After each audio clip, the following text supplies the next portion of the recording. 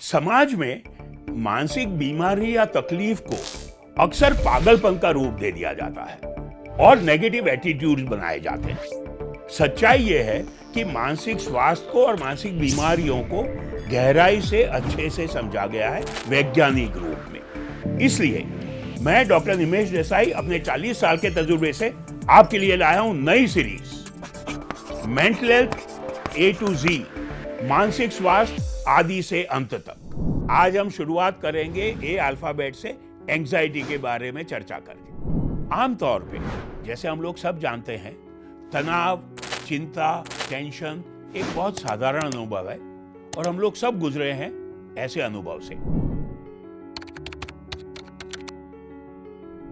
एक लिहाज में सोचें तो एंजाइटी एक सब्जेक्टिव इंटरनल एक्सपीरियंस है जिसके लक्षण, सिम्टम्स हमें महसूस हो सकते हैं व्यक्ति विशेष को शारीरिक और मानसिक रूप में।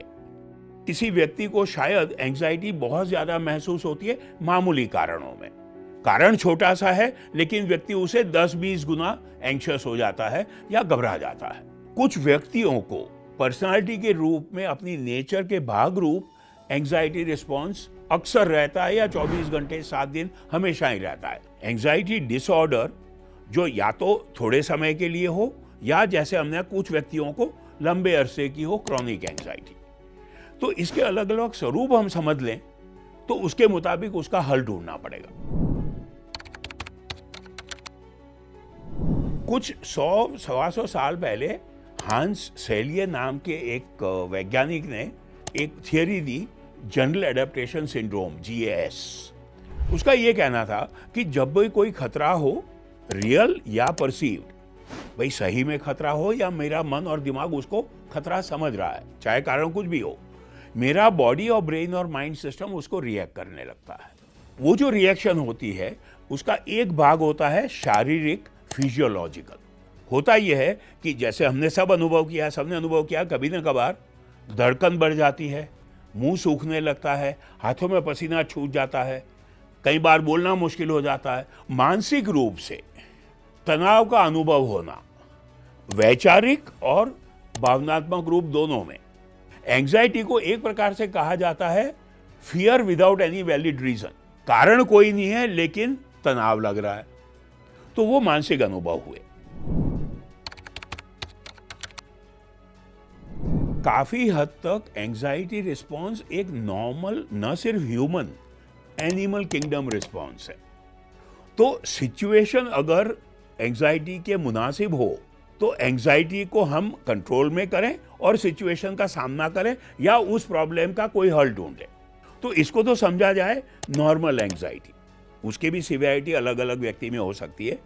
दूसरा एक अक्सर पहलू हो जाता है, कुछ व्यक्तियों को सिचुएशन न होने से या छोटी सी सिचुएशन में बहुत सारी एंजाइटी महसूस होती है, तो उनको चाहिए कि शायद वो अपने आप को समझें और अपने आप को मॉडिफाई करने की कोशिश करें खुद या मनोवैज्ञानिक या किसी काउंसलर से मदद लेके।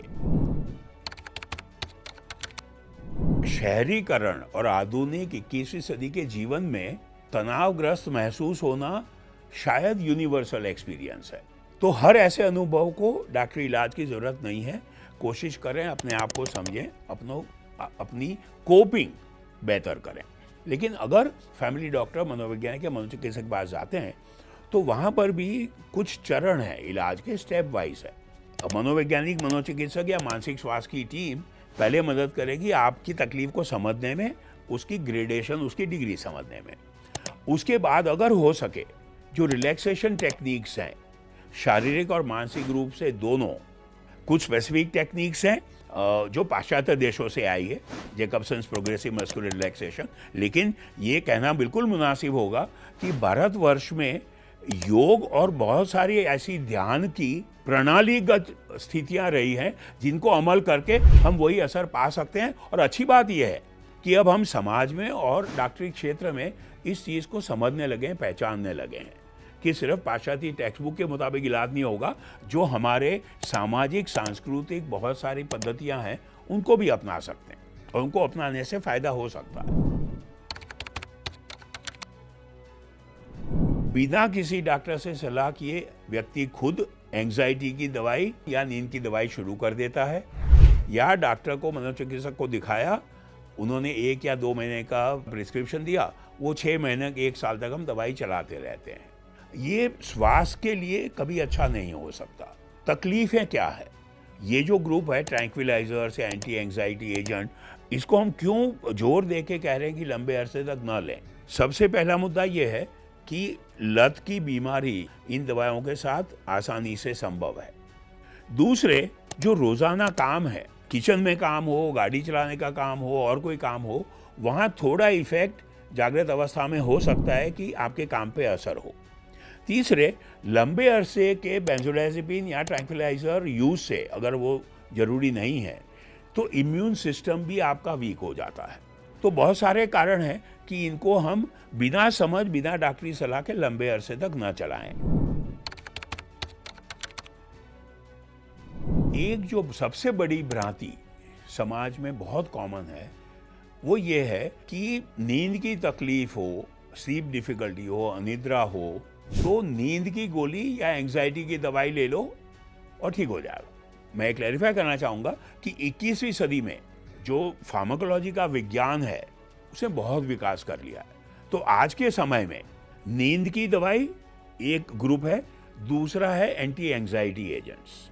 तो सबसे पहले ये मिथ क्लियर कर लें कि all anti anxiety agents are not sleeping pills, not all sleeping pills are anti anxiety agents. तो वो खुद हम समझें या डॉक्टर से सलाह करके उसके मुताबिक इस्तेमाल करें। एक और चीज़ जो हम बहुत सारे समाजों में और ख़ासकर हमारे समाज में अक्सर देखते हैं वो ये है कि मित्रगण, परिवार के सदस्य या बुजुर्ग, घर के बड़े सलाह ये देते हैं कि अपने आप को मजबूत कर लो, अपने आप को स्ट्रांग कर लो, कोई तनाव नहीं होता है, सब ठीक हो जाएगा। कुछ केसेस में एंग्जाइटी एक बीमारी के रूप में, एक डिसऑर्डर के रूप में व्यक्ति को अगर है तो उसका सिर्फ मनोबल बढ़ाने से या पुश करने से वो ठीक नहीं हो जाएगा। कुछ व्यक्तियों को जिनको इलाज की जरूरत है, मनोवैज्ञानिक या मनोचिकित्सक की तरफ से उनको इलाज मिलना चाहिए। रोजाना जीवन की, रोजमर्रा जीवन की जो तनाव की स्थितियां हैं उसमें बहुत सारे अलग अलग उपचार हो सकते हैं। हमारी भारतीय प्रणाली में बहुत सारे ऐसे उपचार हैं, इनको सीखें, समझें। एक सिंपल सा उदाहरण देना चाहूंगा। ऑफिस हो और कहीं पे हो, कोई भी सिचुएशन हो, डीप ब्रीदिंग, गहरी सांस लेके उसको छोड़ना 5-10 बार करना किसी भी एंग्जाइटी एक्सपीरियंस के लिए बहुत फायदेमंद हो सकता है। आइए करते हैं कोशिश। अगर तनाव महसूस हो रहा है, इनहेल डीपली, गहरी सांस ले, 10-15 सेकंड के लिए रोकें, then exhale. Breathe in, breathe out, breathe in, breathe out, breathe in, breathe out. आप पाएंगे ये सरल से नुस्खे कई बार कारगर हो सकते हैं। तो ये था हमारा पहला episode, A for anxiety, A to Z for mental health series में। अगर कोई डाउट्स हो, कोई क्वेश्चंस, कोई सवाल हो तो चैट बॉक्स में जरूर लिखें और हमारे चैनल ओनली माय हेल्थ को लाइक करें, सब्सक्राइब करें। और मैं डॉक्टर निमेश देसाई आपसे मिलूंगा अगले एपिसोड में, इसी सीरीज में। बी फॉर अभी नहीं बताऊंगा, आपको रुकना पड़ेगा अगले एपिसोड तक। जुड़िए अगले एपिसोड में।